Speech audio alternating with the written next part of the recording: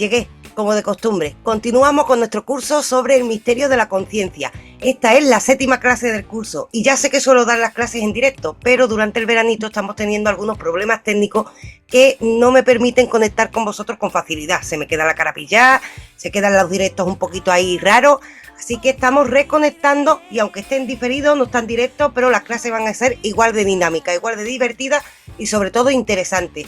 Sobre todo, ¿con qué? Con el ánimo de aprender. Ahora bien, ya lo sabéis, como digo en cada directo, este curso es gratuito. Tenéis todas las clases de curso aquí en el canal, en una lista de reproducción sobre los misterios de nuestra conciencia, el misterio de la conciencia.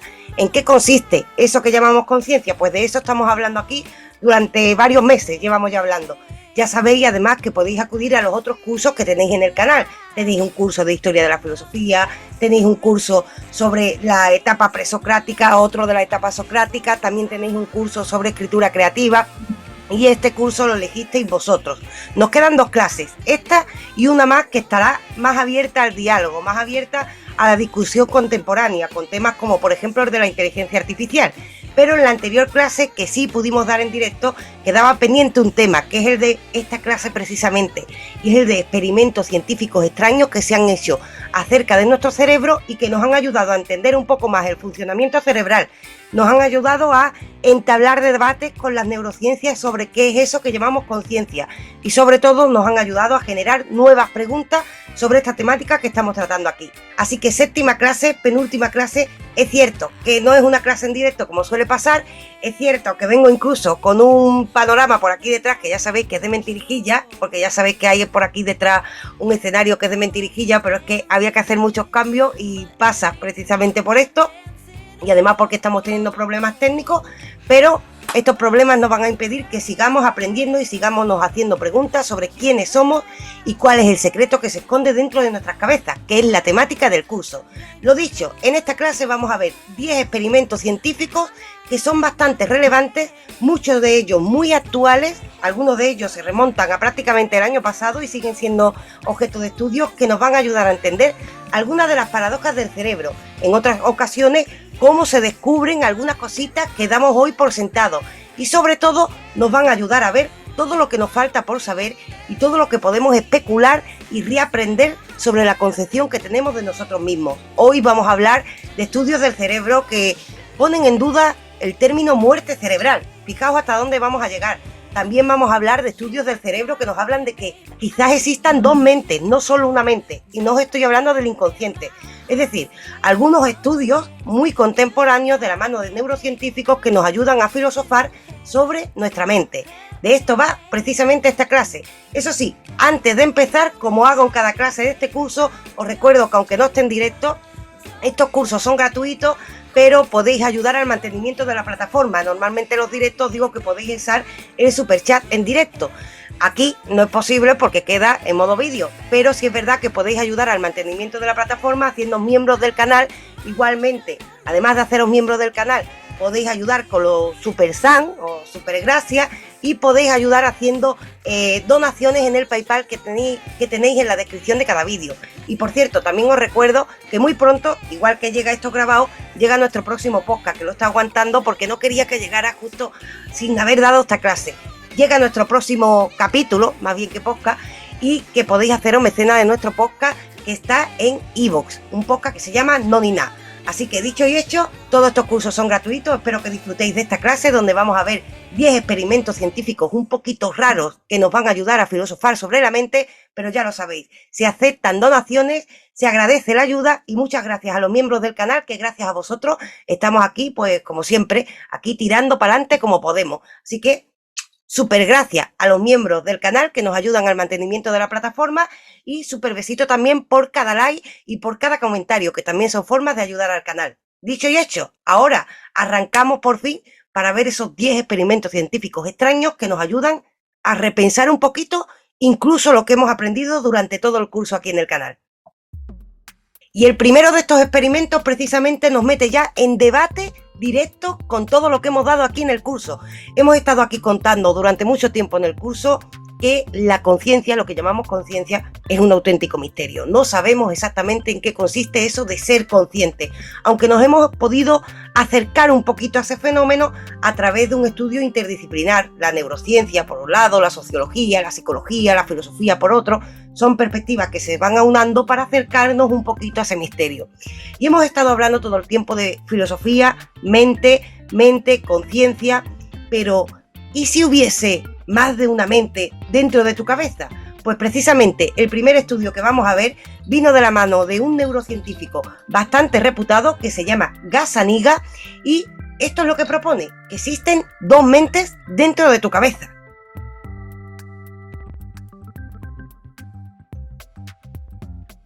¿Y de dónde viene esta idea? Pues precisamente de un estudio científico que nace casi como una especie de casualidad.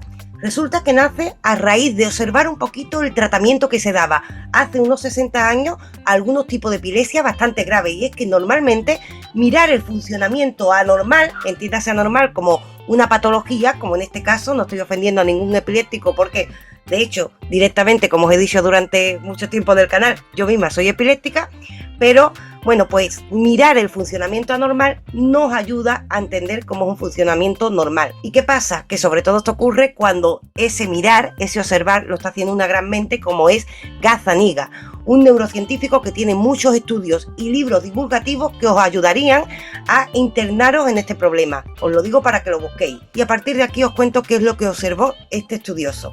Resulta que hace unos 60 años se trataban algunos tipos de epilepsia cortando prácticamente las conexiones cerebrales entre dos hemisferios. ¿Por qué? Imaginaos lo que es una epilepsia grave. Es decir, existen varios tipos de epilepsia, pero cuando una epilepsia es una epilepsia que da lugar a crisis convulsivas, hace muy difícil llevar una vida normal, sobre todo si no se responde a un tratamiento farmacológico, como es el caso en la mayoría de ocasiones. Pues en estos casos, en los que no había una respuesta positiva al tratamiento farmacológico, a veces hay que recurrir a algunos tratamientos más drásticos, como es el caso de algunos tipos de cirugía. Sobre todo hace 60 años había algunos tipos de cirugía un poco más agresivas que lo que hay en la actualidad, pero es cierto que un tipo de cirugía que se hace todavía, incluso en algunos casos muy particulares, es cortar las conexiones que se dan entre los dos hemisferios cerebrales. ¿Por qué? Imaginaos, y esto es simplificar por supuesto mucho, que algunos casos de epilepsia a lo que responden es a una sobrecarga neuronal. Imaginaos que es como cuando salta el cuadro de la luz porque hay una sobrecarga, porque hay un enchufe que habéis enchufado malamente, ¿no? Pues más o menos a esto responden algunos tipos de crisis tónico-clónicas que se le llaman, que son esas crisis convulsivas que solemos ver. Pues imaginaos que esas malas conexiones, por llamarla de alguna manera, se da en uno de esos hemisferios, pero en el otro no, porque la epilepsia suele estar localizada, por si no lo sabéis, en una zona del cerebro particular, al menos generalmente. Pues bien, imaginaos que hay una zona, uno de esos hemisferios, donde está la causa, y lo saben los neurocientíficos, de esas crisis convulsivas que está sufriendo el paciente, y que ese paciente no responde a un tratamiento farmacológico. ¿Cuál es la solución drástica, pero que a veces, tristemente, tenían que tomar muchos doctores hace unos 60 años? Cortar la conexión de los dos hemisferios cerebrales. Os recuerdo que tenéis una clase aquí dedicada en este curso a cómo funciona el cerebro, al menos con lo que sabemos hoy, una clase introductoria. Lo digo por si queréis recordar cómo van esas conexiones entre los dos hemisferios. La tenéis aquí en la lista de reproducción del canal.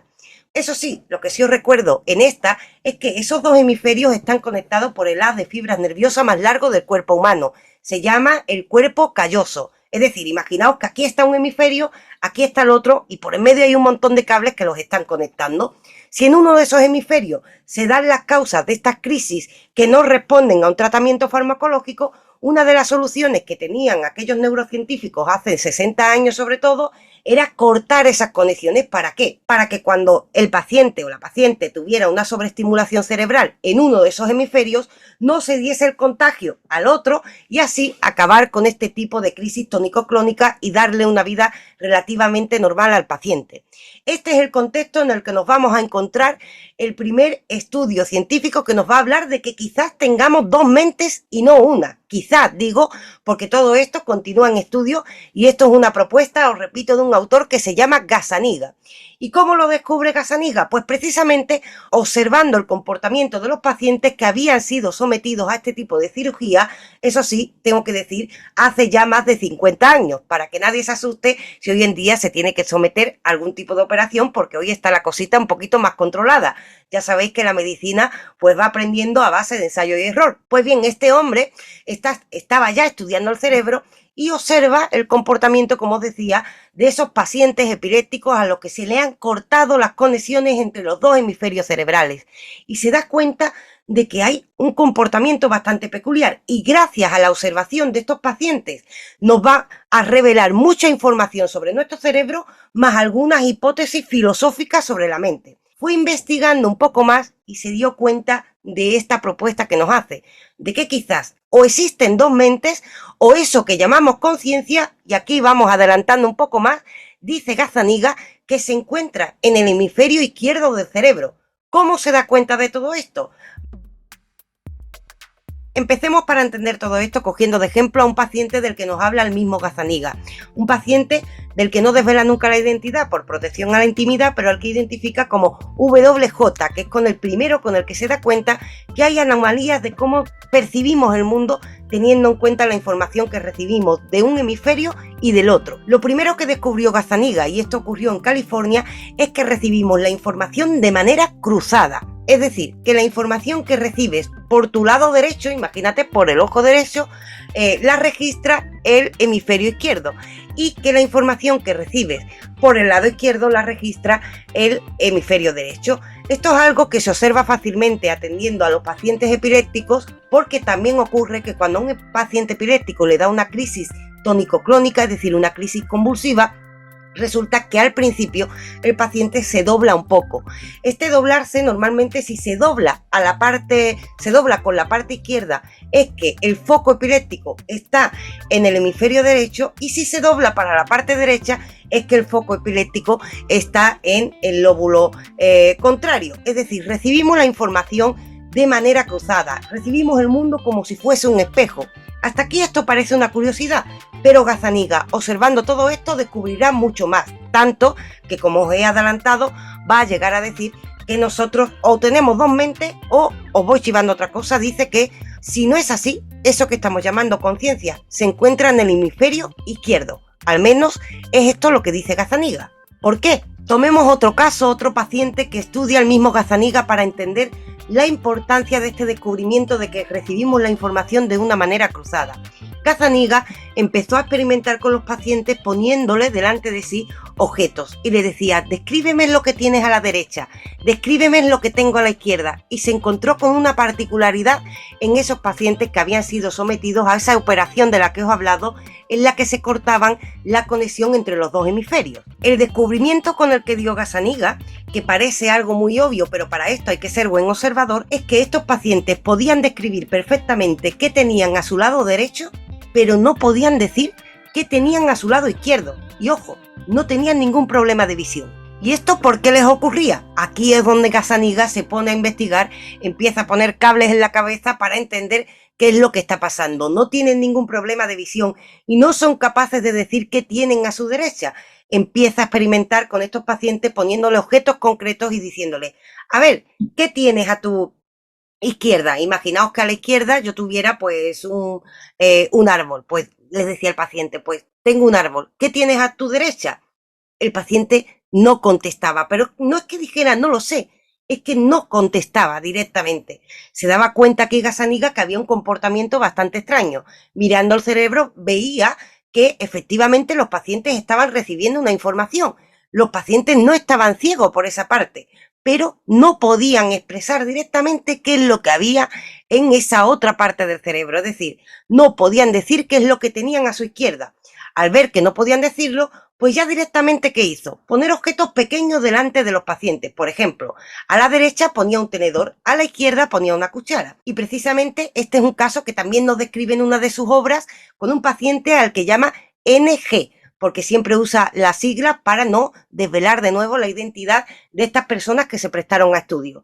Pues bien, imaginaos, ponemos un tenedor a la derecha y ponemos una cuchara a la izquierda.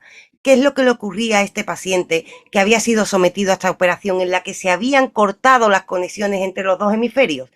Con ese objeto que tenía a la derecha no tenía ningún problema, decía directamente, tengo un tenedor.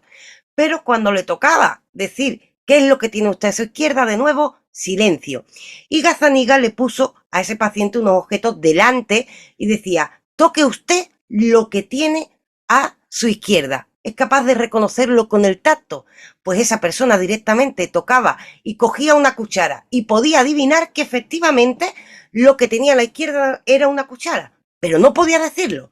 ¿Por qué no podía decirlo y podía reconocer directamente estos objetos con otro sentido, como el del tacto? Es decir, funcionaba la vista, funcionaba el tacto y reconocía el objeto, pero no contestaba la pregunta.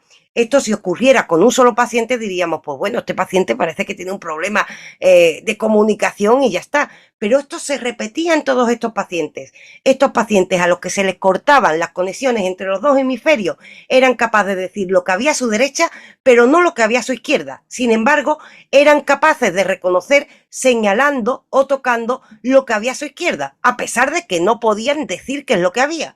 ¿Qué es lo que estaba pasando? Aquí es cuando Gazzaniga se pone las botas y empieza a investigar. Para empezar, a partir de aquí, fuimos capaces de detectar que efectivamente el hemisferio izquierdo es el encargado de el habla. ¿Y qué es lo que os he dicho antes? Que recibimos la información de manera cruzada. Es decir, el hemisferio izquierdo recibe la información de lo que tenemos a nuestra derecha. El encargado del habla, ese hemisferio izquierdo, era capaz de responder cuando se le preguntaba ¿qué es lo que tienes a tu derecha? Claro, como la información va cruzada, ese encargado del habla respondía directamente diciendo tengo un tenedor. Sin embargo, ese otro hemisferio, que no es el encargado del habla, el hemisferio derecho, era el que estaba recogiendo la información de lo que tenía ese paciente a la izquierda, es decir, la cuchara. ¿Qué es lo que ocurre? Que era incapaz de hablar porque precisamente estaba rota esa conexión. Es decir, el paciente sabía que tenía una cuchara a su izquierda, pero como esta información era registrada en el hemisferio derecho y resulta que este hemisferio no tenía conexión con el hemisferio encargado del habla, era incapaz de decir lo que tengo es una cuchara. Y aquí de repente Gazzaniga se hace una pregunta. ¿Acaso tenemos dos mentes que trabajan en conjunto y si cortamos esa conexión, trabajan de manera independiente? Aquí es donde ya empezaron las especulaciones y las interpretaciones de estos hechos. Por una parte, Gazzaniga empezará a llamar a el hemisferio izquierdo el intérprete, es decir, aquel que interpreta la realidad y le pone palabras, aquel que habla. Esta es la mente que habla y de esta manera es como va creando la idea de que posiblemente tengamos dos mentes. Gazzaniga sigue observando a estos pacientes y se da cuenta de que estos pacientes son capaces de llevar una vida absolutamente normal. Se integran y poco a poco van consiguiendo adaptar ese comportamiento a la vida social, con lo cual esto tampoco les afectó, todo lo contrario, ya que esta operación les ayudó a adquirir una mayor normalidad porque estaban tratando una epilepsia bastante grave. Esto de que no pudieran decir qué es lo que tenían a su izquierda, es cierto que puede sonar como una desventaja, pero finalmente sí que eran capaces de comunicarlo de otra forma, lo que no podían es decirlo. Así poco a poco, Gazzaniga fue estudiando el hemisferio izquierdo, especialmente interesado por ese papel predominante que este hemisferio tiene en el habla. Sin embargo, también es cierto que estas personas poco a poco fueron capaces de adaptarse y cambiar ese funcionamiento cerebral, porque el cerebro, sobre todo como hemos visto en todo este curso, es plástico y es muy adaptativo, es una gran máquina adaptativa, así que estas personas pasaban por este proceso al principio, pero después podían ir tirando para adelante. Sin embargo, ya le habían dado la idea a Gazzaniga. Aquí hay una parte encargada del habla y aquí hay una parte encargada de interpretar, cosa que le da una idea. ¿Y si ese hemisferio izquierdo es precisamente eso que llamamos conciencia?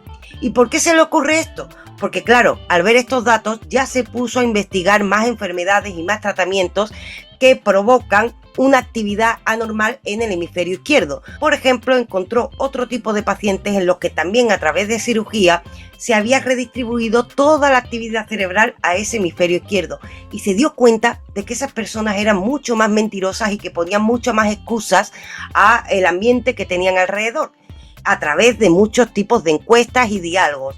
¿Por qué ocurría esto? Gazzaniga dedujo que ese hemisferio izquierdo es el encargado del habla y es el encargado de interpretar la realidad. Y es por eso por lo que en cierta medida lo llamó la casa de la conciencia. También es cierto que a medida que hemos ido avanzando en estudios, todos los datos parecen apuntar a que un tema como la conciencia o como la mente necesita ser explicado atendiendo a toda la actividad cerebral y a una actividad redistribuida, no poniendo la casita de la conciencia en una sola parte. Sin embargo, estos estudios están dando ahí todavía problemas a esta hipótesis. Estos estudios, y Gazzaniga con ellos, plantean la posibilidad de que tengamos dos mentes, una encargada pues más de lo mundano, más de nuestra actividad diaria, y otra que nos interpreta a nosotros mismos, y que la zona encargada de interpretarnos a nosotros mismos y poner palabra a las cosas es ese hemisferio cerebral, es el hemisferio izquierdo al que Gazzaniga llama el intérprete y al que relaciona como la casa de la conciencia. ¿Será cierto? No hay datos que los corroboren porque esta parte ya es interpretación de Gazzaniga. Lo que sí es indudable es que recibimos la información de manera cruzada y que el hemisferio izquierdo tiene un papel predominante en el habla. Y esto lo aprendimos también gracias a este autor. Si en lo demás lleva razón, habrá que seguir experimentando. Así que pasamos de este experimento a otro y veremos con el tiempo. Todavía nos queda mucho por saber de cerebro. También a nosotros, por eso nos vamos al siguiente experimento. Por cierto, antes de irnos al siguiente experimento, que es muy interesante, os recuerdo, si queréis ayudar al canal al mantenimiento de la plataforma y al mantenimiento de estos cursos, os recuerdo que podéis ayudarnos haciendo miembros del canal, dándole a like, besito por like, cada vez que le dais a like YouTube recomienda llegar a más gente, suscribiendo, que suscribirse es gratis, y también por supuesto os recuerdo que podéis hacer donaciones en el PayPal que tenéis en la descripción de cada vídeo. Y podéis usar el super gracias, el super zan este. Dicho esto, nos vamos de Gazzaniga y su intérprete a un segundo experimento científico que os cuento muy brevemente y que también nos pone otra vez a filosofar sobre nuestra mente. Y este otro experimento del que os tengo que hablar, yo creo que os va a encantar, porque si el anterior nos llevaba a preguntarnos si existían dos mentes o si hay un lugar que es la casa de la conciencia, de la mano de Gazzaniga, en esta ocasión nos vamos a preguntar si existe la libertad humana o, sin embargo, el cerebro decide todo por nosotros.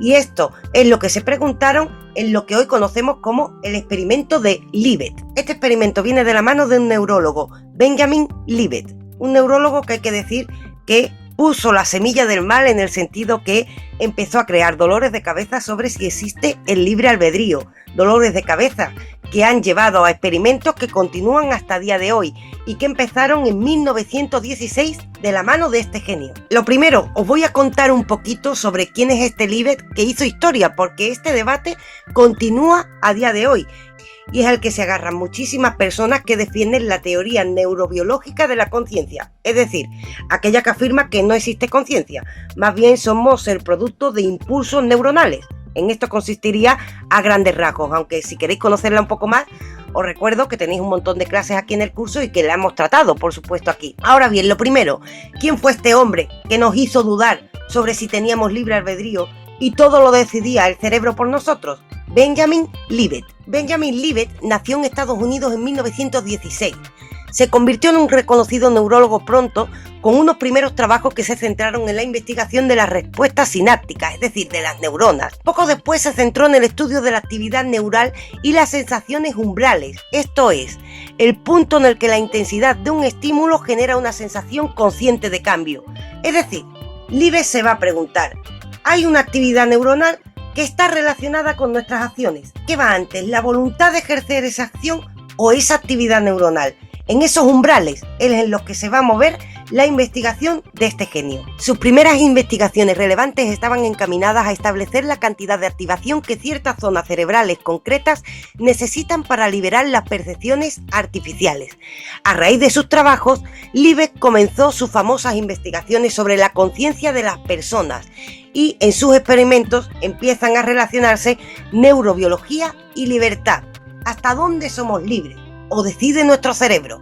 Esta es la gran pregunta que se hará Libet y que empezará a investigar a través de una serie de experimentos bastante interesantes. Para simplificar esto bastante, deciros que lo que estudia concretamente Libet es la actividad cerebral cuando nos planteamos realizar una actividad voluntaria, es decir, cuando digo quiero mover la mano, pues ¿qué actividad cerebral hay cuando yo tengo esa voluntad y después efectivamente muevo la mano? En esto es en lo que se centra Libet. Y a esto se le llama en neurociencia potencial de preparación, es decir, ese espacio que hay entre la voluntad, el estímulo cerebral y después el acto. A esto se llama potencial de preparación. Y para estudiar este potencial de preparación, lo que hace Libet es una serie de experimentos que la verdad llamaron mucho la atención en su tiempo y siguen siendo replicados a día de hoy porque dieron muchísimos problemas. En el experimento, cada participante era colocado delante de una especie de reloj que estaba programado para dar vueltas a una manecilla en un tiempo determinado. Se le pedía al participante en concreto que pensase en un punto de la circunferencia del reloj, es decir, que pensase en un lugar de la circunferencia del reloj y que lo eligiera al azar, y que eligiera siempre y pensase siempre en ese punto. En el momento en el que la manecilla pasase por allí, debía realizar un movimiento de la muñeca y a la vez tenía que intentar recordar en qué punto del reloj estaba la manecilla cuando tenía la sensación consciente de que iba a realizar ese movimiento. Es decir, se le pedía al participante que mirara un punto del reloj y que cuando la manecilla pasase por ahí moviera la muñeca. Y por supuesto damos por sentado que esa orden de voy a mover la muñeca son unos segundos antes, ¿verdad? Pues le pedían al sujeto que estaba siendo objeto de experimentación que mirase por dónde iba la manecilla por ahí. Pues bien, a partir de aquí, de la observación y de introducir variables para calcular todo esto, variables que son muy complicadas y que no quiero por aquí que os perdáis, pues bien, a partir de aquí se da cuenta Libet de que los sujetos recuerdan antes su deseo de mover la muñeca que el propio movimiento. Hasta aquí todo parece normal, es decir, si les ha dicho cuando la manecilla del reloj pase por ese punto que has imaginado, mueve la muñeca, lo normal es que la persona recuerde que desea mover la muñeca antes de mover la muñeca. Hasta aquí todo normal.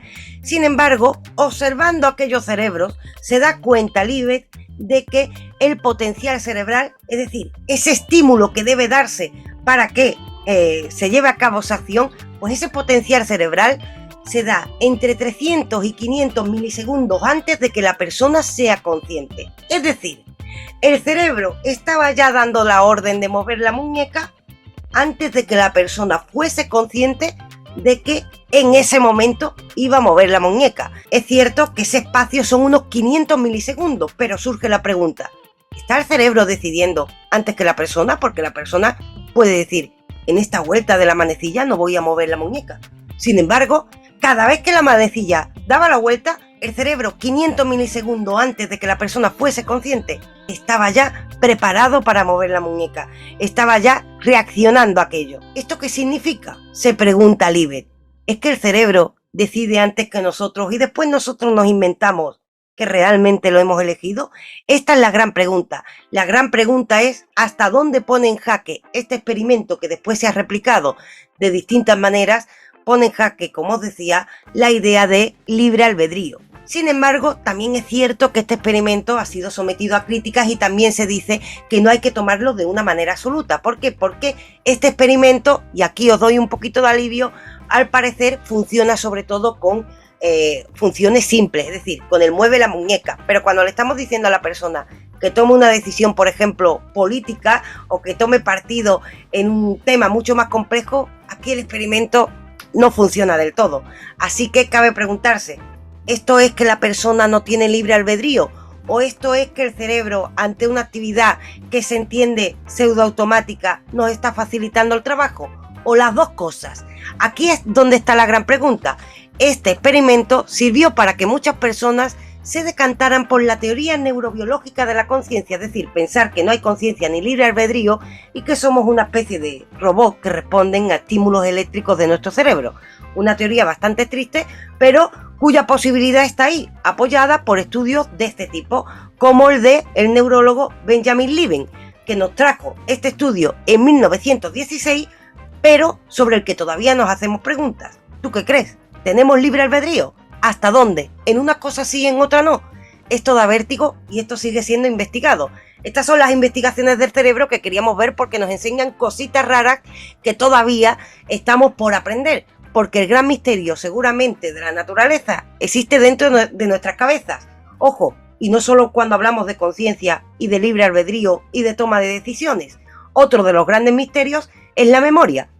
Es por ello por lo que vamos a ver a raíz de aquí también otros experimentos que se han hecho sobre nuestra memoria, que de nuevo ponen en jaque todo esto y nos muestran lo mucho que nos queda por conocer. Y este experimento que os traigo ahora es muy reciente, tiene muy poquito tiempo, así que de nuevo va a ser uno de esos experimentos que nos dejan más preguntas que respuestas, pero nos van ampliando el espectro sobre el filosofar de la mente humana. Son estudios que están bastante chulos. En este caso vamos a preguntarnos por nuestra memoria. ¿Y cómo lo hacemos? Pues con un experimento que curiosamente ha conseguido transferir memoria de un ser vivo a otro. Sí, lo que os estoy diciendo, transferir memoria de un ser vivo a otro. De esto os estoy hablando. Y es un experimento que se ha hecho en California recientemente, ya pasado el 2010, y que para colmo se ha hecho con caracoles. Los caracoles nos enseñan cosas de nuestro cerebro. Sí, así de grande es la ciencia. Pues bien, ¿cómo se ha hecho este experimento? Imaginaos que cogemos dos grupos de caracoles. Un grupo de caracoles al que entrenamos y otro grupo de caracoles al que lo dejamos que vivan, pues bueno, con normalidad y no le damos ningún estímulo. ¿Cómo entrenamos el primer grupo de caracoles? Esto se ha hecho en laboratorio, ¿eh? En ese grupo de caracoles entrenados lo que se hizo es educarles de cierta manera para que a través de un estímulo eléctrico el caracol pusiera tiesa su cola. Es decir, cada vez que se le daba un estímulo, el caracol estiraba la cola. Se le daba un estímulo eléctrico, estiraba la cola. Se le daba un estímulo eléctrico, estiraba la cola. Por otro lado, tenemos unos caracoles que no han sido entrenados y que están ahí viviendo tranquilamente y que no estiran la cola porque no se le ha educado para ello. Pues bien, ¿qué es lo que ocurre? A partir de aquí empieza una parte del experimento en lo que incluso se abren debates de neuroética, porque lo que se hizo fue sacrificar estos caracoles que fueron entrenados. ¿Sacrificarlos para qué? Bueno, pues sacrificarlos para directamente quitarle una parte del abdomen y a partir de ahí sacar su ARN. Es decir, vamos a sacar información genética de esos caracoles que han sido entrenados para que a través de un estímulo eléctrico pongan tiesa la cola, hablando claro. Pues bien, sacamos información genética, el ARN del cuerpo de estos caracoles. Y por otro lado tenemos esos otros caracoles que no responden a estímulos porque no han sido entrenados. Le metemos la información genética de los caracoles que hemos sacrificado y que respondían a esos estímulos. ¿Y cuál creéis que es el resultado? Pues resulta que al introducir la información genética en esos caracoles no entrenados, esos caracoles que no habían sido entrenados para ello respondían a los estímulos eléctricos de la misma manera que los primeros caracoles que habían sido entrenados y sacrificados. Es decir, habían recibido información a través de su ARN, es decir, información genética cogida del cuerpo de esos caracoles y la estaban aplicando, la habían introducido dentro de su esquema. Es decir, se había transferido memoria de unos tipos de caracoles a otros. Esto es lo que deduce el estudio, pero esto nos lleva a un abismo científico. Es decir, esto nos lleva a un cambio de paradigma en muchos sentidos. Y es que, para empezar, deberíamos preguntarnos si la memoria no vive solo en el cerebro, sino también en el cuerpo. Os recuerdo que la parte del ARN que se cogió de estos caracoles se cogió del abdomen.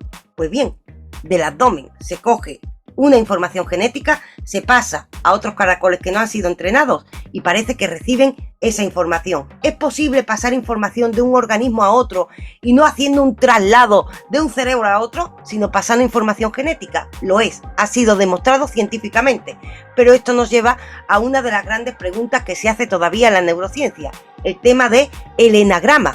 ¿Qué es el enagrama? Bueno, el enagrama sería como la materia oscura dentro de la física, pero dentro del mundo de la neurociencia. Es decir, el enagrama es un concepto que utilizamos para hablar de lo que sabemos es que existe, pero no sabemos exactamente qué es. Sería la materia oscura del cerebro. ¿Y a qué se refieren los neurocientíficos con el enagrama? Bueno, pues a aquel lugar o aquella zona o aquel funcionamiento que explica cómo y dónde se almacena la memoria. Uno de los grandes misterios, aunque sabemos que la memoria tiene relación con el hipocampo, como vimos en una de las clases en este canal, lo cierto es que no sabemos dónde está la casa de la memoria, no entendemos muy bien el funcionamiento de la memoria. Por eso se utiliza este concepto, enagrama, que sería como la materia oscura del cerebro, que sabemos que tiene que estar por alguna parte y debe explicar de alguna manera, pues, cómo funciona la memoria. Sin embargo, una de las paradojas de este experimento es que este traspase de información de unos caracoles a otros se dio no a través de un traspaso de neuronas, por ejemplo, se dio a través de un traspaso de información genética cogida del abdomen. ¿Será que la memoria no existe solo en el cerebro? Esta es una de las preguntas que nos trae este extraño experimento científico que es tan reciente que tenemos que esperar mucho más para saber cuáles son las conclusiones de este resultado. Ahora bien, como vemos, aunque hemos visto un curso bastante extenso sobre filosofía de la mente, estamos viendo que todo lo que hemos aprendido quizás nos toque un día reaprenderlo porque nos queda muchísimo por conocer. Y de hecho, por eso mismo se sigue experimentando. Y una de las cosas sobre las que se sigue experimentando, porque es un gran misterio, como os decía, es como la zona oscura de estas temáticas en la memoria. Y no solo hemos aprendido de la memoria con estos caracoles, sino también a través de otros experimentos que nos hablan de los chips para la memoria. Algo ya completamente moderno y tecnológico. Pues vamos a verlo. Un experimento que muestra cómo efectivamente se puede mejorar la memoria a través de chips implantados en el cerebro. Eso sí, os voy adelantando que no es tanto como cuentan en las películas, que no hay que tenerle miedo a esto, que más bien esto tiene una aplicación para la medicina. Pero también nos plantea otras preguntas sobre la mente. ¿Será que se puede codificar de alguna manera nuestra mente? ¿Será que nos podamos fundir algún día con la máquina? Bueno, vamos a verlo para empezar en este experimento sobre los chips de memoria. Y este experimento lo cuento de una manera muy simple porque lo podéis encontrar facilito por internet y no tengo yo ganas de daros la chapa, que ya se está volviendo la clase larga. Y normalmente tengo la excusa en que estamos en directo y atiendo vuestras preguntas, pero ya estáis viendo que la mayoría de las clases son largas también porque me enrollo bastante. Eso sí, es pasión, ya lo sabéis. Bueno, los chips de memoria. Esto realmente, más allá de lo que se habla en las películas y todo esto, ha sido demostrado realmente recientemente su aplicación de una manera efectiva. Una cosa es gente que se lo pone por moda y tal, pero que no tiene un funcionamiento real, y otra cosa es hablaros de efectividad, de que esto funcione. Esto ya ha pasado y han dado lugar a ello unos investigadores en la Universidad del Sur de California, que han conseguido implantar con éxito chips que aumentan la memoria.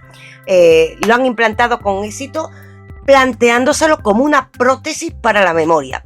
Todo empezó de nuevo con 20 epilépticos, amigos míos, porque yo también soy epiléptica y no, os prometo que no es que yo coja casos de epilépticos porque yo sea epiléptica y me guste más contar esto, sino porque es que la epilepsia da mucho juego para este tipo de investigaciones. Otro día, si queréis, pues hablamos de epilepsia, pero es una enfermedad que da bastante juego para todo esto. Además, el paciente epiléptico normalmente es un paciente con el que se puede hablar con normalidad, no es una enfermedad que limite a este respecto y puede colaborar en este tipo de estudios. Yo soy de las que se prestan siempre, pero a este no me presté porque no me llamaron. Es decir, todo empezó con 20 pacientes epilépticos. Estamos en la Universidad del Sur de California y estos pacientes epilépticos tenían unos electrodos implantados. ¿Por qué electrodos implantados? Diréis, ¡qué barbaridad! No. Esto es también un tipo de tratamiento que hay para algunos tipos y casos de epilepsia. Deciros que la epilepsia es una enfermedad que tiene muchas variantes, que hay muchos tipos, que hay muchas formas en las que se manifiestan, entonces hay muchos tipos de tratamiento. Y cuando no funciona, como ocurría anteriormente en el anterior experimento del que os hablé, cuando no funciona un tratamiento farmacológico, se tiene que ir pues a otro tipo de tratamiento. A veces ese otro tipo de tratamiento son las cirugías, como hemos visto anteriormente, pero también en la actualidad existen electrodos que se implantan y se utilizan para reducir esa sobreactividad, como una especie de marcapasos, es decir, como el que tiene arritmia, se le pone un marcapasos y así se regula, ¿no? Ese pulso, esa tranquilidad que es necesaria. Pues bien, pues más o menos un marcapasos dentro del cerebro. Cogen 20 epilépticos que parte de su tratamiento es este marcapasos, estos electrodos implantados en el cerebro que les ayudan a tener una vida normal porque no ha funcionado el tratamiento farmacológico. Y como tienen ya estos electrodos implantados, los investigadores los eligen a ellos para no tener que hacer unas cirugías mayores y tal. Y lo que hacen es utilizar estos mismos electrodos que tienen estos 20 pacientes de epilepsia, pues utilizan esos mismos electrodos, estos investigadores, como os decía, para estimular el hipocampo. Como os dije ya en la clase que dedicamos a ver cómo funciona el cerebro con lo que sabemos hasta hoy, que la tenéis aquí disponible en el canal en una lista de reproducción, os recuerdo que el hipocampo es una zona que sabemos está relacionada con la memoria. Lo que no sabemos exactamente cómo funciona la memoria, sabemos que existe una a corto plazo, otra a largo plazo, sabemos que el hipocampo tiene un papel, pero nos queda mucho por conocer. Sin embargo, sabemos que el hipocampo, como os decía, tiene un papel relevante, así que estos científicos lo que van a hacer es utilizar esos electrodos que ya tienen implantados estos pacientes para estimular ese hipocampo. ¿Qué es lo que le ocurrieron a estos pacientes? Que estimulando eléctricamente ese hipocampo, una estimulación que hay que decir, imitaba la estimulación cerebral, es decir, no eran descargas que fueran dolorosas para los pacientes, ni mucho menos. Pues bien, esta estimulación, como decía, aumentó la memoria entre un 15 y un 25% de estos pacientes. Claro, ¿estamos hablando de un chip implantado en el cerebro como cuentan las películas? No exactamente, estamos hablando de una prótesis para ayudarnos a aumentar la memoria. No significa esto que vamos a tener un chip en la cabeza que conecta con Google.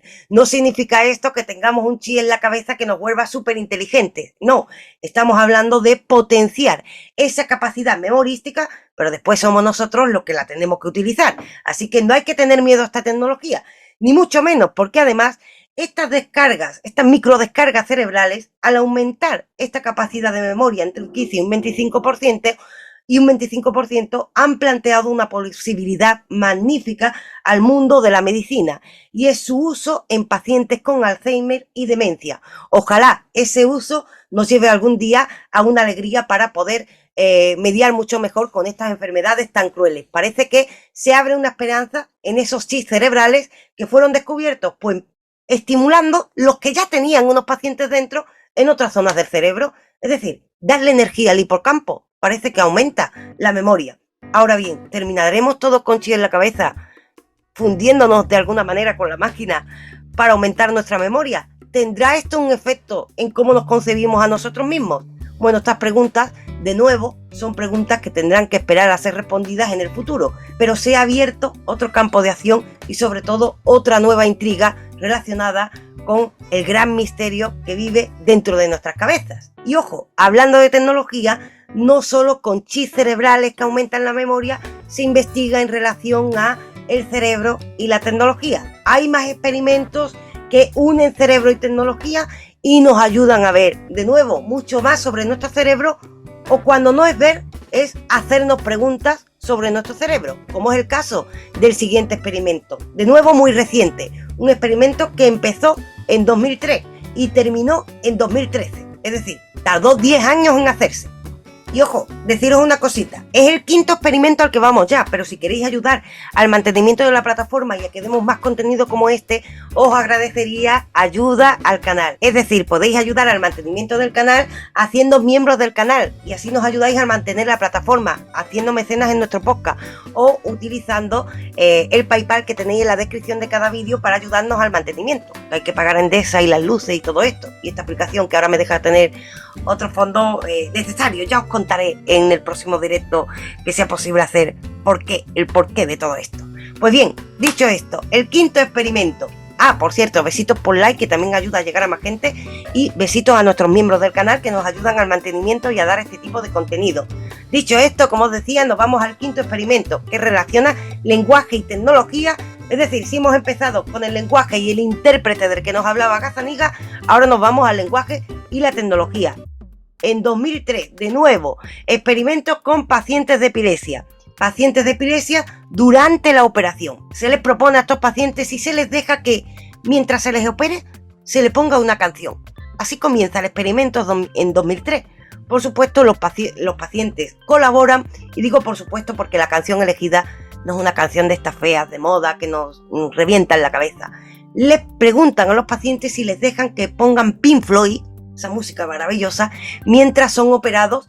Y por cierto, estas operaciones también son llevadas a cabo para paliar esa epilepsia que no les dejaba tener una vida normal. Diréis de nuevo, ¿por qué otra vez epilepsia? Bueno, esta enfermedad, además de tener mucho misterio todavía, porque es cierto que existen muchos tipos y tiene mucho misterio, como trata también a veces de sobreestimulación cerebral, nos ayuda que a través de la normalidad veamos lo normal, y además los pacientes, como no están en una situación en la que no se puede hablar con ellos, no se puedan comunicar, pues hacen fácilmente la investigación con ellos, y de ahí que haya tantos experimentos con epilepsia. También deciros, yo es algo que tengo bastante estudiado, espero que quizás haya un poco de sesgo aquí, no lo sé, pero yo creo que no, yo creo que os he elegido experimentos que son bastante interesantes por lo actuales que son. Bueno, nos vamos a estos pacientes, que son un grupo de pacientes que son operados de su epilepsia mientras escuchan Pink Floyd. Esto ocurre en 2003. Empiezan mientras están siendo operados, se va recogiendo información de su cerebro. Es decir, imaginaos que se está grabando cómo funciona ese cerebro, cómo está reaccionando a la música. Es decir, aunque este cerebro está siendo operado, al mismo tiempo se está grabando esa actividad neuronal mientras escuchan la música. Esto es lo que hacen en 2003.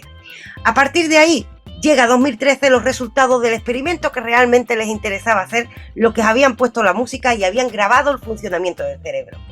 ¿Qué habían hecho? Habían grabado cómo reaccionaba el cerebro a esos estímulos musicales, al tono, al ritmo, habían grabado todo esto, y después, mediante una inteligencia artificial, se decodificó esa información hasta tal punto que esa inteligencia artificial fue capaz de reproducir parte de la canción leyendo las ondas eléctricas de estos pacientes. Decir que una cosa curiosa es que la inteligencia artificial no fue capaz de leer la canción con un solo paciente, pero sí, ni con dos pacientes, pero sí fue capaz cuando iba comparando a muchos pacientes. Es decir, esa inteligencia artificial fue recabando información de las ondas eléctricas y a raíz de ahí pudo interpretar un código, y a raíz de interpretar el código pudo interpretar incluso parte de la letra. Es decir, de alguna manera la máquina podía hacer de interfaz para sacar la interpretación de aquello que ese cerebro estaba recibiendo. Es decir, os estoy diciendo que en 2003 esas personas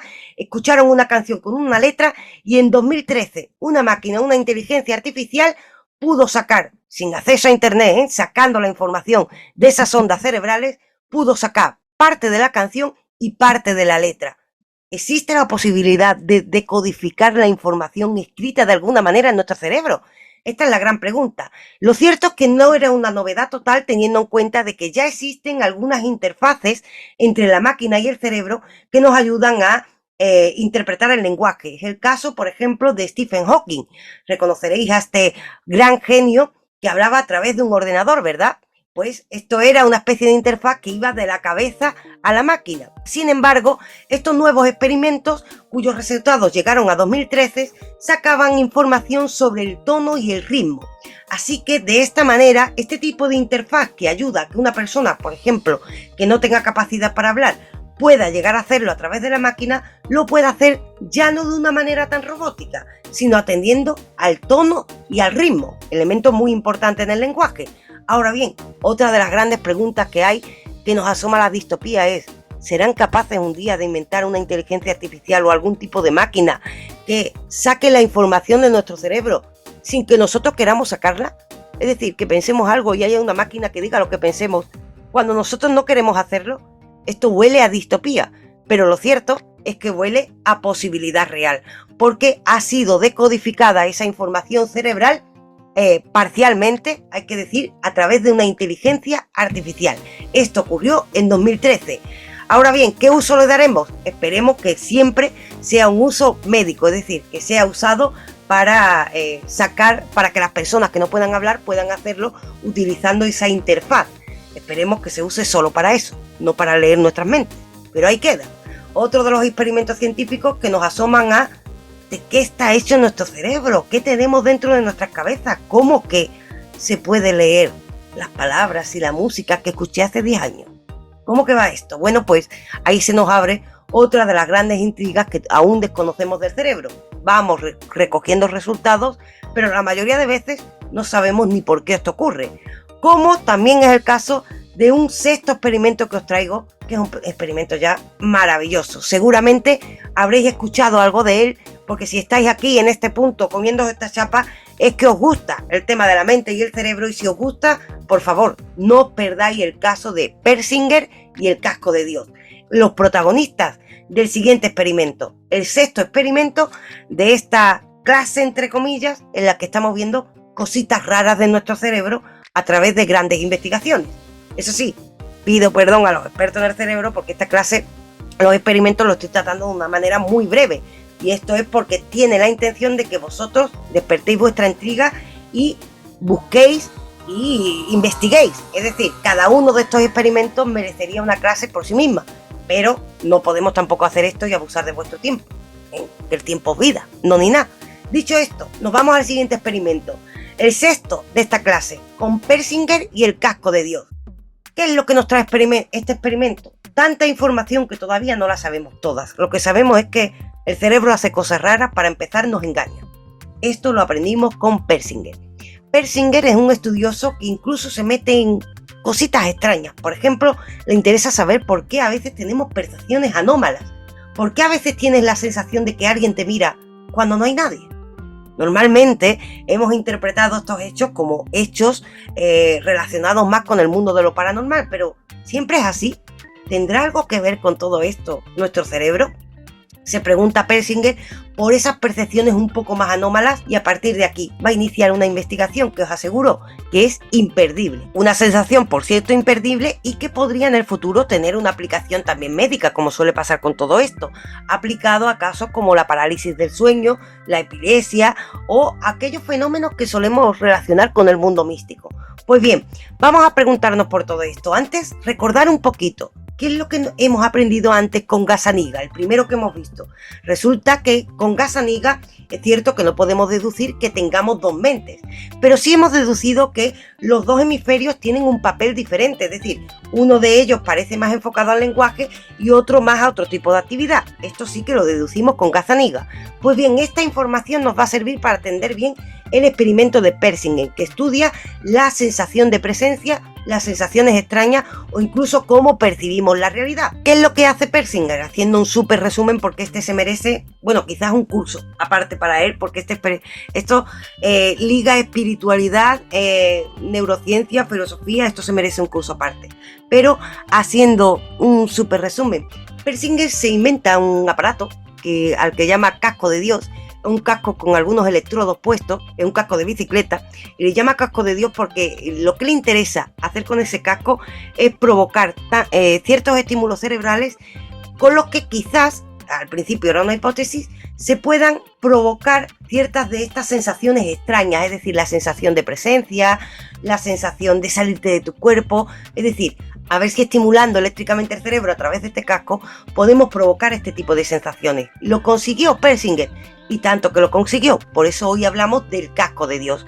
Un casco de Dios que todavía nos está dando información y que por supuesto todavía queda mucha experimentación con él, pero podemos adelantar ya algunas cositas. Las personas a las que se les pone este casco de Dios, estimulándole las zonas cerebrales, por ejemplo, primero se le estimula el hemisferio derecho, después el izquierdo, después el derecho, después el izquierdo. ¿Qué es lo que hace este casco de Dios? Imaginemos, a través de estímulos eléctricos que llegan al cerebro, vamos a ir sobreestimulándolo un poquito para, a raíz de esa sobreestimulación, provocar otro tipo de percepción, otro tipo de sensaciones, lo que serían quizás en otros contextos llamados estados alterados de conciencia. Y además lo vamos a hacer progresivamente, por supuesto.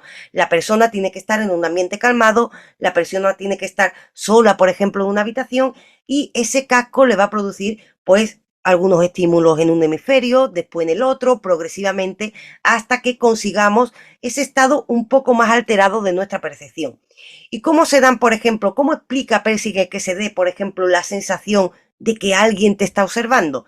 El casco de Dios explicaría estas sensaciones que tenemos a veces en nuestra vida. Dice Persinger, interpretando los datos que nos da el casco de Dios, que esto puede darse porque a veces el hemisferio ese izquierdo, ese hemisferio que es el intérprete, interpreta al derecho como una especie de intruso. Es decir, de nuevo nos asomamos a la pregunta, ¿será que tenemos de alguna manera dos mentes? ¿Y por qué piensa esto Persinger? Bueno, imaginaos que la sensación del yo, el diálogo interior, el diálogo en sí, la parte del lenguaje está relacionado con el hemisferio izquierdo. Imaginaos que estimulamos mucho esa parte del cerebro a través de ese casco de Dios. ¿Qué es lo que le ocurre a las personas que están siendo objeto de esta experimentación? Que efectivamente tienen la sensación de que está llegando un intruso, de que alguien les observa. Incluso algunas pueden llegar a tener la sensación perceptiva, ver a ese alguien que les está observando. ¿Y cómo ocurre esto? Pues dice Persinger que quizás el intérprete ese que tenemos a veces interpreta la otra parte de nosotros como si estuviésemos desdoblados como un intruso, no reconociéndolo del todo, a través de estímulos cerebrales. Esto podrían explicar algunos fallos perceptivos que se dan, por ejemplo, en la parálisis del sueño, que se dan en algunos tipos de crisis convulsivas, incluso que a veces se dan en la vida ordinaria.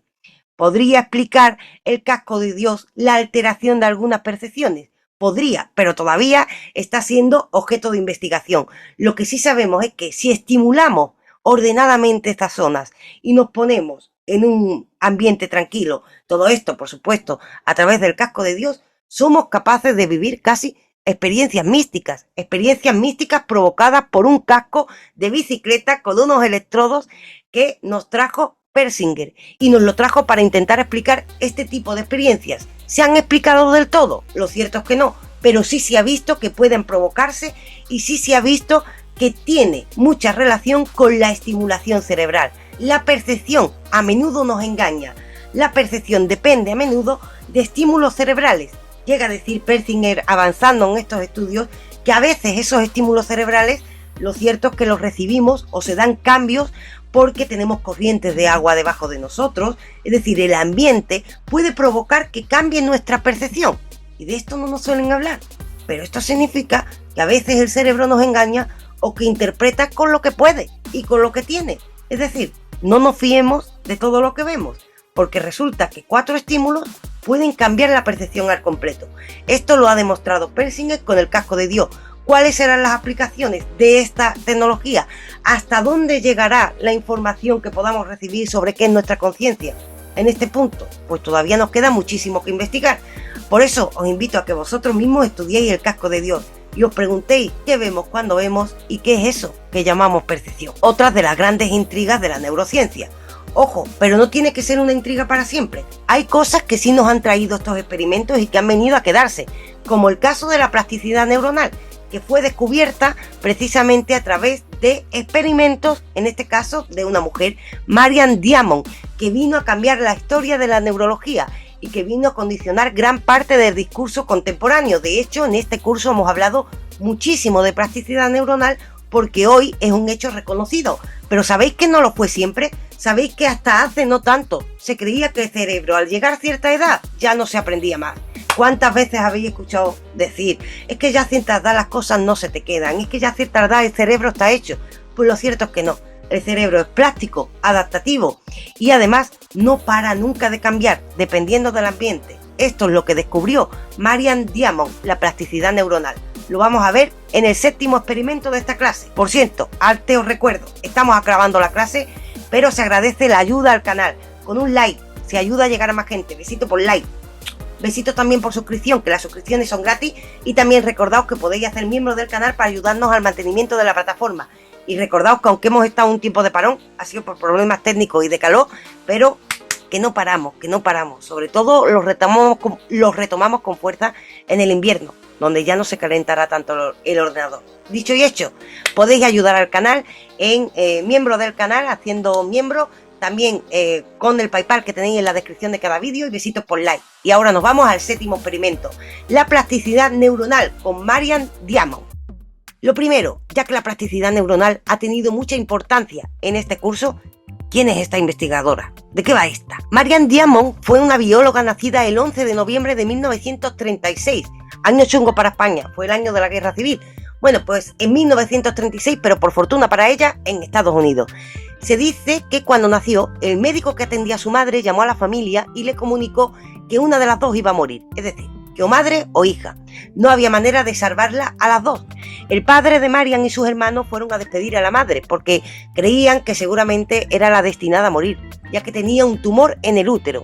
Este había acompañado a la bebé durante toda la gestación. Sin embargo, el médico se equivocó y las dos llegaron a viejas. Es decir, Marian, de alguna manera, parece hija de un milagro. Y ya que la vida le vino de regalo porque lo primero que recibió en ella fue una muy mala noticia, la aprovechó pero bien. De hecho, Marian aprovechó su vida para el saber. Estuvo trabajando y estudiando durante toda su vida en Berkeley, en California, en Estados Unidos. Allí fue investigadora y profesora y allí cambiaría la historia. De hecho, esta mujer dio un curso que es el curso más visto aquí en YouTube. El curso universitario más visto del planeta. Y lo tenéis aquí en YouTube, Marian Diamond, buscarla. Pues bien, ¿en qué consisten los experimentos de esta mujer? Estos experimentos empezaron en el año 1964, cuando decidió estudiar el cerebro de los ratones bajo microscopio. Estaba inspirada en el trabajo de otro investigador de Canadá. Lo que hizo fue coger un ratón y encerrarlo en una jaula solitaria, dándole muy poca comida. Simultáneamente, en otra jaula, puso a 12 ratones que, a diferencia del anterior, tenían interacciones frecuentes con los investigadores, disponían de juguetes y otros estímulos. Los animales permanecieron así durante 80 días. Al cabo de ese tiempo, Marian analizó sus cerebros bajo microscopio y descubrió que el córtex de los ratones estimulados había cambiado un 6%. Sus cortezas cerebrales eran más gruesas. Esto significaba que se había producido un cambio anatómico en los cerebros de estos ratones que habían sido estimulados, el cual era perfectamente observable y obedecía a los estímulos recibidos. Es decir, ¿de qué se dio cuenta esta investigadora? Puso un ratón solitario con poca comida en una esquina cuyo cerebro no varió nada, y puso un grupo de ratones que interactuaban entre ellos, que interactuaban con los investigadores, que tenían juguetes, que aprendían, a los que se le ponían estímulos para que aprendieran. Y gracias a esa sobreestimulación resulta que se vieron cambios anatómicos en el cerebro. ¿Qué ocurre? Que a pesar de que esto eran muy buenas noticias, porque con esto se demostraba que el cerebro no venía hecho, sino que el cerebro se iba haciendo, como vimos ya en una de las clases del curso dedicada a la plasticidad neuronal, lo cierto es que recibió muchas críticas porque le dijeron, claro, que estos ratones eran muy jóvenes y quizás solo estaban aprendiendo por edad. Así que Marian, ni corta ni perezosa, repitió el experimento, pero en esta ocasión con ratones un poco más mayores. Dijo, vamos a repetir lo mismo con ratones más adultos, para que de esta manera podamos ver si se debe a que eran jóvenes o que efectivamente el cerebro tiene esa capacidad de la plasticidad neuronal, es decir, de esa adaptabilidad, de ir cambiando incluso su forma, su anatomía. Pues bien, repite los experimentos y ¿qué ocurre? Que efectivamente se confirma. Y en estos ratones un poco más mayores, además, no solo se dio un cambio anatómico, sino que para colmo aumentó su esperanza de vida y su salud. Así que esta investigadora pudo deducir efectivamente que existía la plasticidad neuronal. Con tiempo estos experimentos se han ido repitiendo y hemos visto que esa plasticidad neuronal se ve favorecida por una buena alimentación, por un buen ambiente, por la reciprocidad, por la sociabilidad, por muchos elementos, con lo cual estamos deduciendo que el cerebro, para empezar, se va haciendo a lo largo de toda la vida, que este va cambiando según nuestros hábitos y que quizás eso que hemos llamado conciencia, que hemos visto durante todo el curso, no está dentro de una cajita, sino que está cambiando e interactuando constantemente, porque de hecho el cerebro está cambiando e interactuando constantemente, cambia su anatomía con nuestros hábitos y con lo que ocurre ahí afuera. Esto fue demostrado por esta investigadora que a través de unos ratones nos dio un poquito de esperanza, diciéndonos que nuestro cerebro depende en gran medida de nosotros. También la salud del mismo. Descubrió uno de los grandes descubrimientos de nuestra era, la plasticidad neuronal. Con esto le estaba llevando la contraria a la mayoría de investigaciones de su época. Os recuerdo que en ese tiempo, como vimos en una de las clases de aquí del canal, lo que era más frecuente era creer que el cerebro era una especie de ordenador que venía hecho y con cierta programación. Como mucho podíamos cambiar el software. De nuevo, esta investigadora nos recuperó el cerebro como un órgano más, pero además un órgano que responde especialmente al ambiente. Con esto nos trajo esa plasticidad neuronal de la que hemos hablado durante todo el curso. Y ahora nos vamos a un octavo y noveno experimento que lo digo más o menos a la vez porque están ligados. Y están ligados porque los dos tienen que ver con la memoria, pero también un poco con distopías, tanto que uno de ellos ha servido como argumento de una película, la de Olvídate de mí. ¿Os acordáis? Aunque suene muy paradójica, es una película en la que Jim Carrey es uno de los protagonistas y además de hacernos reír, nos hace pensar. Os la recomiendo. En esa película, Olvídate de mí, lo que vemos es una persona que a través de una tecnología consigue borrar de su memoria todos los recuerdos relacionados con una relación amorosa que le duele bastante. ¿Os imagináis que existe esta tecnología? ¿Borrar nuestros recuerdos? ¿Os imagináis que existe esa posibilidad? Esta posibilidad es estudiada, ¿por qué? Porque tendría unas aplicaciones prácticas muy positivas para algunos casos en la psiquiatría o en la psicología, sobre todo para casos de personas que se enfrentan con muchas dificultades para librarse de sus traumas. Y es por eso por lo que existen muchas investigaciones a este respecto. La primera de ellas habla precisamente de eso, de eliminar algunos recuerdos. ¿Será posible esto? Pues bueno, tenemos una investigación que más o menos nos dice que sí. Y es una investigación, por cierto, que viene de la mano de un español, José María Delgado, científico en la Universidad Pablo de Olavide en Sevilla. Vamos a ver un poquito qué nos enseñó este hombre. Y es bastante interesante porque resulta que con su investigación descubrimos, al menos en el caso de ratones, hay que decir, todavía no se ha aplicado en humanos, todo el mundo tranquilo, descubrimos en el caso de ratones cómo borrar temporalmente la memoria a corto plazo. En su estudio, los científicos del equipo de Delgado identificaron que las neuronas ubicadas en la corteza media prefrontal eran las que tenían actividad eléctrica cuando los ratones de su estudio llevaban a cabo una tarea que implicaba la memoria de trabajo, aprender y recordar que si presionaban una palanca caía comida en un recipiente. Mediante estímulos eléctricos cortos y breves, los investigadores interrumpieron repetidas veces la actividad de estas neuronas y observaron que entonces los ratones olvidaban que tras presionar la palanca recibían comida y no iban a buscarla. Sin embargo, al estimular otra zona del cerebro relacionada con el refuerzo positivo, el núcleo accumbens, los ratones tampoco comían, pero esto no se debía a que olvidaran, sino a que ya obtenían el placer con solo apretar la palanca. Y esto no queda aquí, porque aquí estamos hablando de estimulación eléctrica con ratones. Hay que decir que estos estudios avanzaron también con farmacogenética y con ella estos investigadores impidieron que los animales recordaran la asociación entre dos estímulos que habían aprendido previamente. Es decir, a través de algunos fármacos y a través de algunos estímulos, estos investigadores consiguieron que algunas actividades que los ratones habían aprendido con la memoria a corto plazo fuesen olvidadas. ¿Podrá esto aplicarse en un futuro en el ser humano? Habrá que seguir investigando mucho tiempo con ratones y después poco a poco quizás aprendamos un poco más. Lo que está claro es que este investigador, José María Delgado, está dando algunas claves con cómo funciona la memoria a corto plazo. Pero como ya hemos dicho antes, como es una de las grandes preguntas de la neurociencia, todavía nos queda mucho por saber. Sin embargo, se asoma ese horizonte. ¿Seremos capaces un día de olvidar aquello que no nos gusta tomándonos un fármaco? Pues es algo que se está experimentando con ratones. Ya veremos qué conseguiremos en el futuro. Pero vayámonos a un noveno experimento en el que precisamente se intenta todo lo contrario. Si antes hemos hablado de eliminar recuerdos para protegernos de alguna manera de aquellos traumas, ahora hablamos de un experimento que habla de implantar recuerdos. Algo que también suena mucho a distopía, a manipulación. Aunque bueno, en el mundo de la manipulación de la información no tenemos que tener miedo a esto. Eso sí, deciros que esto de implantar recuerdos falsos es algo que se ha conseguido de alguna manera en experimentaciones en el 2021, es decir, hace nada.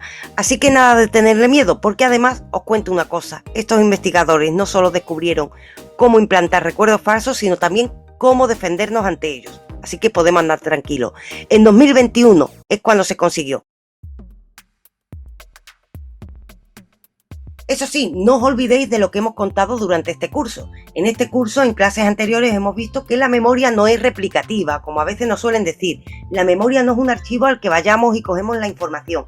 Aunque nosotros a veces digamos, yo esto lo recuerdo perfecto, eso es mentira, eso es algo que te dices tú a ti mismo.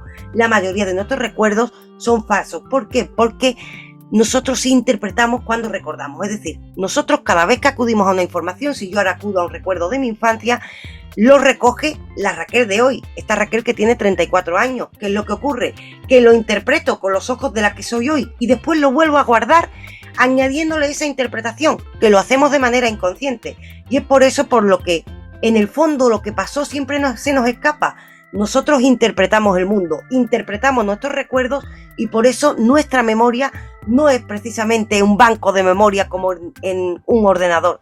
Nuestra memoria es falible. Tenemos que saber que estamos constantemente interpretando. Los neurólogos y psicólogos que hacen el estudio del que os voy a hablar ya sabían esto, y es con esto precisamente con lo que juegan. A partir de estos hechos, es decir, de que la memoria no es replicativa, sino interpretativa, y que hemos visto durante el curso, si no mira las clases anteriores aquí en la lista de reproducción en el canal. ¿Qué hicieron estos científicos? Estos científicos consiguieron implantar recientemente recuerdos falsos a 52 personas mediante distintas técnicas de entrevistas. Ojo, ni siquiera estamos hablando de poner cableados dentro de las cabezas. Primero hicieron que los padres de los participantes respondieran en privado un cuestionario y presentaran algunos recuerdos reales de la infancia, y dos que fuesen verosímiles pero falsos, todos de naturaleza negativa, como por ejemplo cómo había muerto una mascota o se había perdido un juguete. Más tarde, los investigadores pidieron a los participantes que recordaran estos eventos inventados de una forma detallada, incluidos los detalles sobre lo que sucedió. Por ejemplo, le decían: tus padres nos dijeron que cuando tenías 12 años, durante unas vacaciones en Italia con tu familia, te perdiste. ¿Me puedes decir más acerca de esto? Los sujetos de la prueba se reunieron con su entrevistador 3 veces, una vez cada 2 semanas, y en la tercera sesión, la mayoría de los participantes creían que estas anécdotas eran ciertas, y más de la mitad, un 56%, desarrollaron y fueron capaces de recordar recuerdos falsos reales, un porcentaje significativamente más alto que la mayoría de los estudios en esta área de investigación. Estos hallazgos revelaron lo profundo que pueden llegar estos casos de recuerdos falsos y que encajan estrechamente con las investigaciones anteriores en este campo. Es decir, ¿qué hicieron estos investigadores? Los padres de los que estaban siendo sometidos a esta experimentación inventaban anécdotas de la infancia, es decir, inventadas, y les decía: tu padre me ha dicho esto. Y esas personas, al cabo de 3 semanas y de varias conversaciones, no es que les estuviera siguiendo la corriente, es que los recordaban tal cual. Después se usan estímulos cerebrales y esas personas estaban recordando, pero estaban recordando algo que era falso. ¿Qué es lo bueno también de esta experimentación? Hemos descubierto, para empezar, lo fácil que es que asumamos información falsa como si fuese verdadera. Ojo con la posverdad y con esta modernidad en la que estamos inmensos. Si nos dan información falsa, puede que la asumamos como verdad y la recordemos como tal, porque la memoria no es replicativa y porque encima somos muy imaginativos. También, ojo, con esta información nos damos cuenta de que nosotros rellenamos los huecos vacíos. Si nos dicen que nos perdieron de niños, nosotros somos capaces con la imaginación de rellenar todo eso y creernos nuestra propia mentira. O sea, nosotros nos autoengañamos constantemente. Y también hemos descubierto cómo la memoria tiene una estrecha relación con la imaginación. Por supuesto, también hemos visto que quizás somos más manipulables de lo que deseáramos. Pero bueno, ahí vamos tirando. Además, tenemos una esperanza gracias también a esta investigación. Estos investigadores, cuando les revelaban cómo había funcionado todo a los sujetos de experimento y le hacían ver que se habían creado un falso recuerdo, una mentira, pues estas personas poco a poco iban reconociendo que esto era así. Y estas personas poco a poco perdieron ese recuerdo falso. Sin embargo, hay una paradoja. Algunas de ellas, aun reconociendo que era mentira, seguían recordando la mentira como si les hubiese pasado. Claro, hemos descubierto por un lado que se nos puede manipular y que se nos puede implantar recuerdos falsos, por otro que conocer la verdad nos ayuda a quitarnos de esos recuerdos falsos, pero por otro que a veces ni siquiera conocer la verdad nos ayuda a quitarnos de estos recuerdos falsos. De nuevo nos asomamos a distopía y de nuevo nos queda mucho por investigar, porque esto se descubrió hace nada, en 2021. Y ya con esto nos vamos al último experimento. Un experimento que nos asoma ya pues al gran abismo, al abismo de la muerte. Sí, de la muerte, porque sabéis que normalmente se declara la muerte de una persona cuando se declara la muerte cerebral. Pero, ¿cuándo se da la muerte cerebral? ¿Cuándo exactamente? Esta es la pregunta que nos estamos haciendo, sobre todo desde que hace muy poquito, hace apenas unos años, unos científicos en Estados Unidos lograron revivir cerebros de cerdos que habían sido sacrificados 4 horas antes. Pero no solo eso, sino que 10 horas después, estos cerebros que habían sido recuperados habían dado lugar a nuevas sinapsis neuronales, a nuevas conexiones y oxigenación. Por fortuna, ahí se paró el experimento, nunca llegó a haber percepción y una recuperación total de la actividad neuronal. Pero sí que consiguieron actividad neuronal. ¿Por qué se paró ese experimento? Porque estaba al hilo del problema ético. Si esos cerdos hubiesen recuperado la percepción y la vida de una manera total, habrían aparecido pues sufriendo muchísimo, y se paró el experimento porque ni siquiera los científicos esperaban llegar hasta tan lejos. Es decir, cerebros de cerdos que llevaban 4 horas muertos son revividos, y encima 10 horas después, con cierto, por supuesto, introduciendo la actividad eléctrica, había nueva sinapsis y había oxigenación cerebral. Esto nos llevó a la gran pregunta: ¿cuándo se da la muerte cerebral? ¿Tendremos un día que volver a descubrir en qué consiste la muerte? ¿Tendremos un día que preguntarnos por dónde está esa línea de la muerte cerebral, sabiendo que ahora mismo se están haciendo experimentos que están revirtiendo lo que creíamos que no se podía revertir? Hasta hace poco, la muerte de una persona era la muerte cerebral, y hace poco se ha recuperado la actividad neuronal de unos cerdos después de llevar 4 horas muertos. ¿Dónde situamos, por tanto, el umbral de la muerte? ¿Significa esto que los estudios sobre el cerebro nos van a llevar incluso a replantearnos el concepto mismo de la muerte? Seguramente sí. Otra cosa es cuándo lo conseguiremos. Como vemos, este tipo de experimentos no solo tendrá, por supuesto, un eco para conocer el funcionamiento cerebral y para una aplicación médica, aleluya, sino que también a veces nos obligan a redimensionar nuestro mundo, nos obligan a replantearnos qué es la percepción, qué es la muerte, qué es conocer. Es decir, nos obligan a hacernos preguntas sobre nosotros mismos y a replantear los conceptos filosóficos. Es por eso por lo que seguramente a veces nos gusta mirar estos experimentos científicos, porque nos asoman a un abismo, al abismo de lo desconocido. Pero ojo, seguramente en el fondo del abismo estamos nosotros mismos. Ese es el gran misterio, el que se esconde dentro de nuestras cabezas. Y dicho esto, ya os he metido una chapa que no veáis. Estos son los 10 experimentos científicos que os quería traer hoy. 10 experimentos que nos ayudan a comprender hacia dónde caminamos con estas investigaciones, pero sobre todo lo que nos queda por saber del cerebro. ¿Y por qué? Porque hemos visto ya 6 clases en las que hemos visto el funcionamiento cerebral, en las que hemos visto las distintas teorías que hay sobre la mente, sobre la conciencia y sobre el cerebro. Pero, por supuesto, a pesar de esas 6 clases que hemos visto, esta era necesaria para ver todo lo que nos queda por saber, para ver que a pesar de este curso terminamos igual que empezamos, reconociendo que de lo que estamos hablando es de un auténtico misterio. Ya después de esto, lo único que nos queda es otra clase más en la que entraremos en debate con el tema de la inteligencia artificial, que vosotros mismos lo habéis pedido.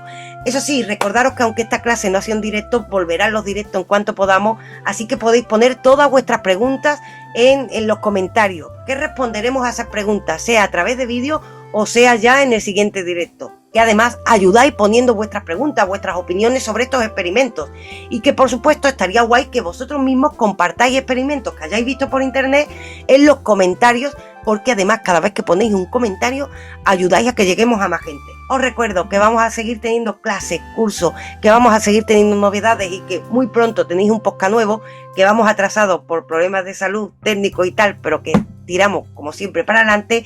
Y por supuesto, lo de siempre, gracias por vuestro tiempo, que el tiempo es vida. Besito por like. Gracias por vuestros mensajes, que no me ha dado tiempo de responder, pero ayuda muchísimo saber que estáis ahí pendientes. Gracias por vuestro tiempo, por vuestra atención. Gracias a los miembros del canal. Y lo dicho, podéis ayudar al mantenimiento de cursos como este, o por ejemplo arreglar los problemas técnicos que tenemos con las donaciones que recibimos en el PayPal. Tenéis un PayPal en la descripción de cada vídeo, donde podéis ayudar al mantenimiento de la plataforma. Y también os podéis hacer miembros del canal. Con cada miembro del canal ayudáis poniendo vuestro grano de arena. Y también podéis usar el super gracias. Gracias a las personas que nos ayudáis, no existe ayuda pequeña. Y dicho esto, besito por like, besito por comentario, besito por suscripción y besito por vuestra asistencia, por dedicarme vuestro tiempo, que el tiempo es vida. Nos vemos en la siguiente clase o en el siguiente vídeo, porque va a haber vídeo por aquí en el canal. Y ya lo sabéis, lo imprescindible para que nos veamos y sigamos aprendiendo: no morirse. Que se está muriendo gente que estaba viva y no es plan. Y una cosita, aunque los neurocientíficos, como en este último descubrimiento, consiguieran recuperar un cerebro 4 horas después y tal, los cerdos no se pusieron bien del todo. Así que, insisto, no morirse. Que se está muriendo gente que estaba viva y no es plan. Os espero en el siguiente vídeo. Besitos y os quiero.